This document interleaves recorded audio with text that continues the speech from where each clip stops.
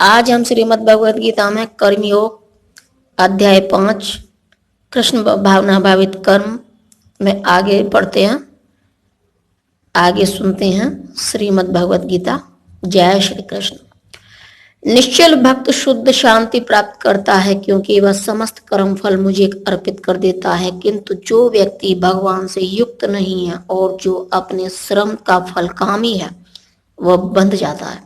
तात्पर्य: एक कृष्ण भावना भावित व्यक्ति तथा एक देहात्म बुद्धि वाले व्यक्ति में यह अंतर है कि पहला तो कृष्ण के प्रति आसक्त रहता है, जबकि दूसरा अपने कर्मों के फल के प्रति आसक्त रहता है। जो व्यक्ति कृष्ण के प्रति आसक्त रहकर उन्हीं के लिए कर्म करता है, वह निश्चय ही मुक्त पुरुष है और उसे अपने कर्म फल की कोई चिंता नहीं होती। भागवत में किसी कर्म के फल की चिंता का कारण परम सत्य के ज्ञान के बिना द्वैत भाव में रहकर कर्म करना बताया गया है। कृष्ण श्री भगवान है। कृष्ण भावनामृत में कोई द्वैत नहीं रहता। जो कुछ विद्यमान है वह कृष्ण की शक्ति के प्रतिफल है और कृष्ण सर्वमंगलमय है। अतः कृष्ण भावनामृत में संपन्न सारे कार्य परम पद पर हैं। वे दिव्य होते हैं और उनका कोई भौतिक प्रभाव नहीं पड़ता।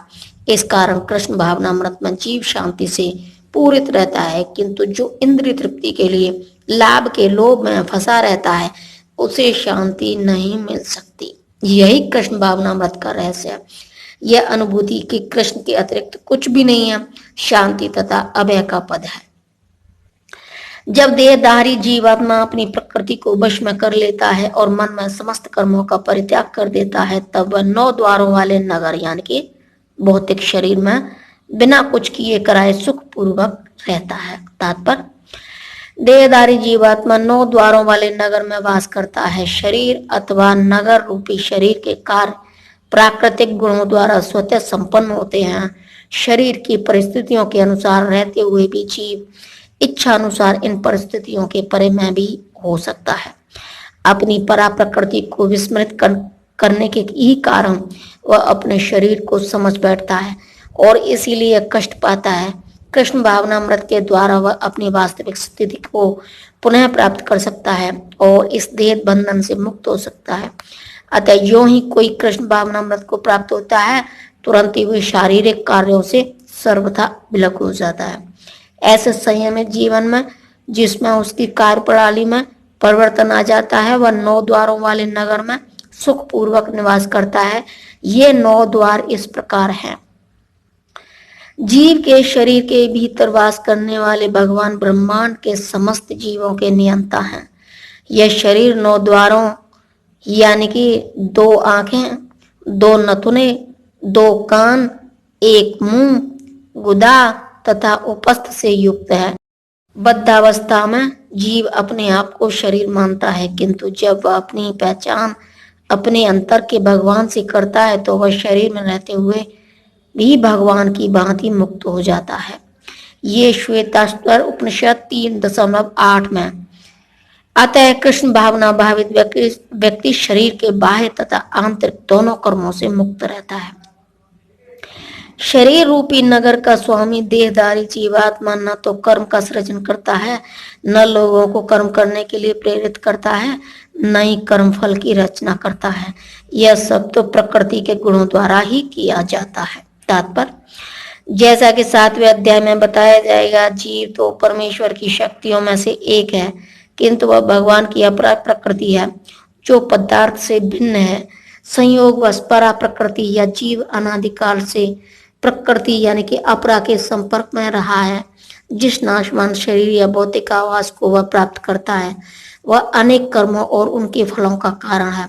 ऐसे बद्ध वातावरण में रहते हुए मनुष्य अपने आप को अज्ञानवश शरीर मानकर शरीर के कर्म फलों को भोग करता है। अनंत काल से उपार्जित यह अज्ञान ही शारीरिक सुख दुख का कारण है। ज्यों ही जीव शरीर के कार्यों से पृथक हो जाता है, त्यों ही वह कर्म बंधन से भी मुक्त हो जाता है। जब तक वह शरीर रूपी नगर में निवास करता है, तब तक वह इसका स्वामी प्रतीत होता है, किंतु वास्तव में न तो वो उसका स्वामी होता है और न उसके कर्मों तथा फलों का नियंता ही है। वह तो इस भवसागर के बीच जीवन संघर्ष में रत प्राणी है। सागर की लहरें उसे उछालती रहती हैं, किंतु उन पर उसका वश नहीं चलता।